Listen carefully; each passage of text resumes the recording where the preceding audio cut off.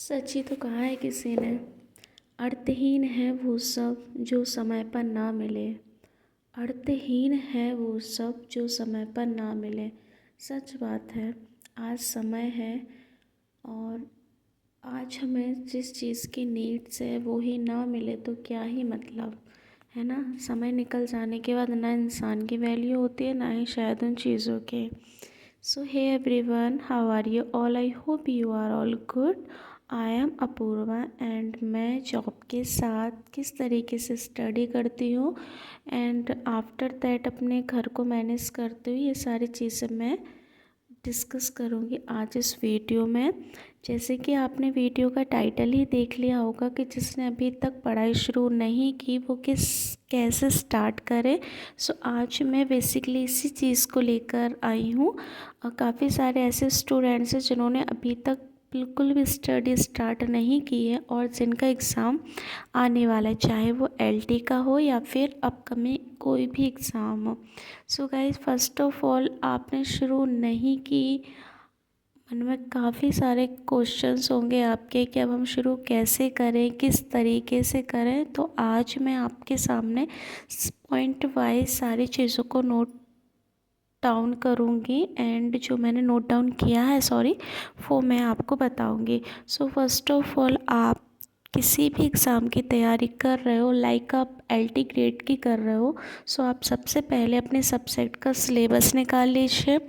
जिनको बिल्कुल भी पता नहीं है कि बेसिक से हमें तैयारी करना कैसे है, तो जिस भी सब्जेक्ट का आपका एग्ज़ाम है आप सबसे पहले उसका सिलेबस निकालिए। सिलेबस आपके सामने होना चाहिए, आपके स्टडी टेबल पर होना चाहिए। चाहे आप एलटी का एग्ज़ाम दें, आप टीजीटी पीजीटी या फिर आप केवीएस एनबीएस एक्सेट्रा आप कोई भी एग्ज़ाम दें, आपके सामने सबसे पहले आपका सिलेबस होना चाहिए। सिलेबस से क्या रहेगा कि आपको पता रहेगा कि हमें क्या पढ़ना है, क्या नहीं पढ़ना है।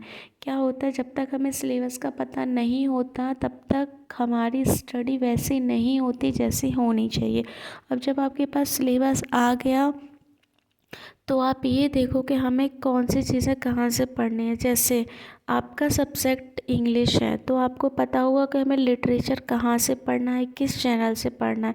और अदरवाइज़ आपका कोई और सब्जेक्ट है जिसमें हमारा जीके जीएस भी आएगा, करंट अफेयर भी आएगा, हिंदी भी आएगी एंड काफ़ी सारे सब्जेक्ट आएंगे, मैथ रीजनिंग, राइट। सो आपको ये स्ट्रेटजी बनाओ कि हमें करंट अफेयर कहाँ से पढ़नी है, हमें जीके कैसे पढ़नी है। जैसे जीके के लिए हम लूसेंट से भी पढ़ सकते हैं, घटना चक्र से भी पढ़ सकते हैं। आप चाहो तो किसी यूट्यूब प्लेटफॉर्म की भी हेल्प ले सकते हो। You can also choice. आप करंट अफेयर किसका आपको अच्छा लगता है वो देख सकते हो। फिर रीजनिंग के लिए भी आप, तो इस तरीके से आप अपने सब्जेक्ट को डिवाइड कर दीजिए कुछ पार्ट्स में कि मुझे ये सब्जेक्ट यहाँ से पढ़ना है और इस सब्जेक्ट में मुझे इतना पढ़ना है। लाइक आपके सामने मैथ्स है तो मैथ्स में आपको कौन से टॉपिक पढ़ने हैं। लाइक जीएस है तो आपको जीएस में क्या पढ़ना है, जीके में क्या पढ़ना है, ये सारी चीज़ें। जब आप अपना सिलेबस निकालोगे, सिलेबस में देखोगे कि कौन सी चीज़ें हमें कहाँ से पढ़नी है, तो फिर आपके माइंड में वो चीज़ें रहेंगी और श्योर है कि आप काफ़ी अच्छे से कर पाओगे।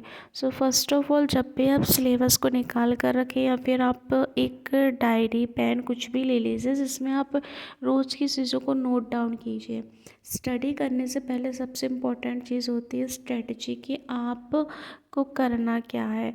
जिस तरीके से हम सुबह उठने से पहले अपनी चीज़ों को फिक्स करते हैं, मीन्स टू से जैसे मैं हूँ, जब सोते तो मुझे पता है कि सुबह मुझे स्कूल जाना है, स्टडी भी करनी है। आफ्टर दैट मुझे आप समझ रहे होगे ना मैं क्या कह रही हूँ। तो यही सारी चीज़ें आपके साथ भी होना चाहिए कि आप एक टाइम टेबल बनाओ कि हमें इतने से इतने बजे तक ये सारी चीज़ें कंप्लीट करनी है, जब भी टाइम मिला हमें ये सब्जेक्ट पढ़ना है। सो उसके अकॉर्डिंग आप तैयारी करो। एंड फिर मैं बात करूँ आपसे कि जैसे आपका सब्जेक्ट आपने टाइम टेबल बना लिया, सारी चीज़ों को क्लियर कर लिया, अब हम कैसे पढ़ें। सो जैसे मैंने आपको बताया कि आपके साथ आपके पास काफ़ी सारे रिसोर्सेज, ज़रूरी नहीं है आप कोई पेड बैच ही खरीदें, यूट्यूब पर भी काफ़ी सारा कंटेंट मिल जाएगा।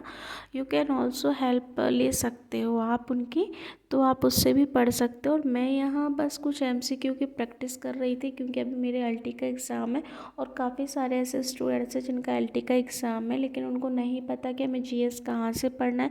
तो देखो, जीके जीएस के लिए मैंने पहले भी बताया था कि मैंने एक बुक खरीदी थी एलटी ग्रेड की, मैंने वो मेंशन कर दी थी, और आपको पहले भी मैंने इसके बारे में वीडियो बना दिया है, और फिर भी मैं बता देती हूँ। देखो, लूसेंट है, घटना चक्र, इस द बेस्ट बुक, आप चाहो तो उनको पढ़ सकते हो। देखो, जीके क्या है कि हमारा ऑल सब्जेक्ट, जैसे जीके जीएस हुआ, ये हमारे काफ़ी सारे एग्ज़ाम में हमारी हेल्प करता है। तो ये सारी चीज़ें हम ऑलरेडी पहले से पढ़ रखे होते हैं, राइट। सो बस ये है कि आपने स्टार्ट नहीं किया है तो अभी भी टाइम है, आप स्टार्ट कर दीजिए, अदरवाइज़ टाइम निकलता चला जाएगा। कहते हैं ना, फिर वही बात कि जब टाइम पर ना मिले चीज़ें तो फिर बाद में मिलने का ना ही मज़ा होता है और ना ही शायद वो खुशी, राइट। आज आप मेहनत कर लीजिए, क्या पता आज आपकी थोड़ी सी मेहनत कल आपका फ्यूचर बना दे, आपका दिन बना दे, आपका भविष्य बना दे, और आपके साथ शायद आपके बच्चों का भी, आपकी फैमिली का भी, राइट। सो आज यदि आप स्ट्रगल कर रहे हो और यदि कहीं ना कहीं आप डिमोटिवेट हो, तो बिल्कुल डिमोटिवेट मत हो, बी पॉजिटिव, बी हैप्पी होकर अपनी पढ़ाई को स्टार्ट करो। एंड किसी भी सब्जेक्ट में आपको कोई भी हेल्प चाहिए हो तो आप कमेंट सेशन में लिख सकते हो। आपको कोई सब्जेक्ट समझ में नहीं आता, किसी बुक्स के बारे में नहीं पता, तो जैसे मुझे पता होगा तो मैं पूरी कोशिश करूँगी कि आपको आंसर करूँ। तो बस ये है कि आप अपनी स्टडी को कंटिन्यू कीजिए, है ना। एंड फिर हम बात करते हैं किसी सब्जेक्ट के बारे में। कहते हैं ना, समय निकलने के बाद कुछ नहीं रह जाता है, और एक अफसोस जो हमें रह जाता है वो ना रहे, उससे अच्छा है कि आज हम अपना 100% दे दें। मैं हमेशा एक चीज़ कहती हूँ आप सबको, सिर्फ़ और सिर्फ मेहनत करना हमारा काम है। बाकी हम किसी चीज़ में 100% श्योर नहीं होते कि हमारा सिलेक्शन हो ही जाएगा, बट मैं इतना हमेशा कहती हूँ कि आप अपनी जर्नी में इतना तो सीख ही जाएंगे कि आप कुछ और भी बेहतर कर लेंगे। हमेशा ये मत सोचो कि नहीं हुआ, इतने टाइम से मेहनत कर रहे, इतने टाइम से कोशिश कर रहे, सिलेक्शन नहीं हुआ तो क्या करेंगे, है ना।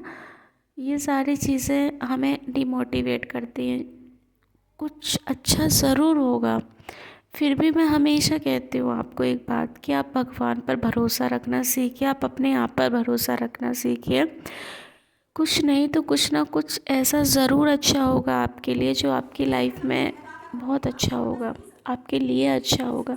बस आप मेहनत करते रहिए, आप मेहनत से मत डरिए, आप कोशिश कीजिए, आप शुरुआत तो कीजिए, क्या पता शायद ये आपकी आखिरी कोशिश हो सकता है कि इसके बाद आपको मेहनत ही ना करना पड़े, इसके बाद आपको स्टडी इतना हार्ड वर्क ही ना करना पड़े और आपका सिलेक्शन हो जाए। कुछ लोग बहुत करीब आकर छोड़ देते हैं, है ना।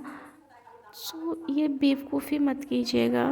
आप यदि पढ़ रहे हैं और कहीं ना कहीं आपका सिलेक्शन रुक जाता है, तो आप कोशिश करते रहिए, एक दिन सिलेक्शन हो जाएगा आप सबका। सो मैं बस, जैसा कि आपको पता है, आप यदि न्यू हो मेरे चैनल पर तो आपको पता होगा कि मैं खुद एक वर्क 2 की टीचर हूँ। एंड आफ्टर दैट मैं कैसे स्टडी करती हूँ, मॉर्निंग में करती हूँ, फिर मैं नाइट में स्टडी करती हूँ, क्योंकि डे में मेरे पास बिल्कुल भी टाइम नहीं होता। एंड आप भी समझ सकते होंगे कि एक जो वर्किंग वूमेन होती है और आफ्टर ऑल एक मदर, सो काफ़ी सारी हमारे पास रिस्पॉन्सिबिलिटियाँ होती हैं जो हमें करनी ही होती है पूरी। सो मैं बस यही कहना चाहूँगी कि आप कोशिश करिए और अपनी पढ़ाई को स्टार्ट कर दीजिए, क्योंकि एग्ज़ाम में अब काफ़ी ज़्यादा टाइम नहीं बचा है, और कल आपको एक रिग्रेट ना रहे कि मैं नहीं कर पाई, तो उससे अच्छा है कि आज आप मेहनत कर लें। आई होप कि आपको अच्छा लगा होगा एंड लास्ट वीडियो पे काफ़ी अच्छा रिस्पॉन्स आया, उसके लिए thank you so much all of you. मैं बहुत शुक्रगुज़ार हूँ आप सबका कि आप मेरी वीडियोस को देखते हो एंड आप मेरी बातों को ध्यान से सुनते हो एंड इतने अच्छे प्यारे कमेंट करते हो, सो उसके लिए thank you so much. And बस आप मेहनत करते रहिए, कोशिश करते रहिए। आई होप एक दिन हम सब सक्सेस हो जाएंगे और देखना सक्सेस के बाद लाइफ पूरी तरीके से चेंज हो जाएगी। Thank you so much to all of